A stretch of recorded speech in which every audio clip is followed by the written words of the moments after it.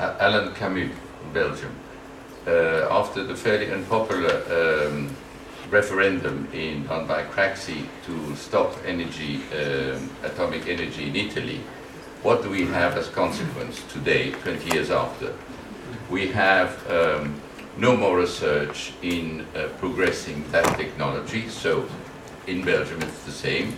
We had 60% atomic energy in electricity. Now we have no more engineers. The young people are not doing it, and so progress to avoid the dangers which everybody knows has basically stopped. We have to import all our energy. We are paying a very high price, and we have pollution.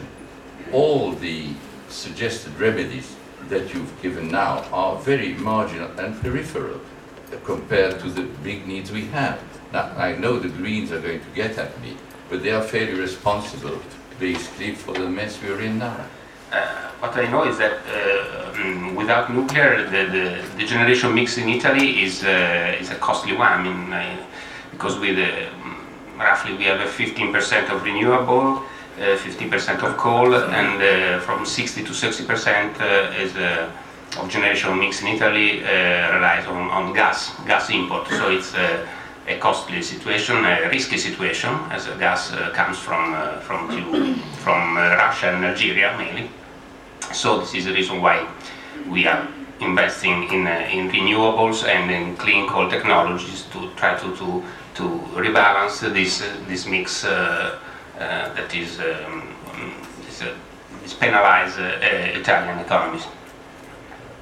There was about 80% of the people who voted like that. You can agree or you don't agree, but this was certainly not unpopular. And at the moment, about 55% of Europeans believe that there is no future in nuclear. I would argue that the real problem that happened in my country is the fact that the decision to abandon nuclear was not accompanied by a strategic decision to do something else.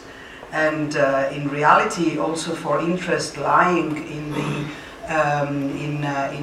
utilities like Enel, Eni, and all of that, they decided that it was more profitable for them to keep an energy mix that was highly inefficient and very costly. Italy is basically the only European country that is very reliant also for the production of electricity on oil, which is completely crazy. We are now one of the countries with most presence of sun and with the least development of solar energy.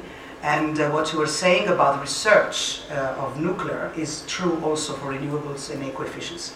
So I think that the problem is not to, and I don't know which among the different energy is more marginal.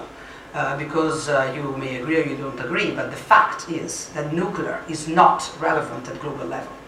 In the sense that it only answers to the 6% of global energy needs, and as you saw here, you would need to double the nuclear output if you want to solve at least 1/6 of the problems in terms of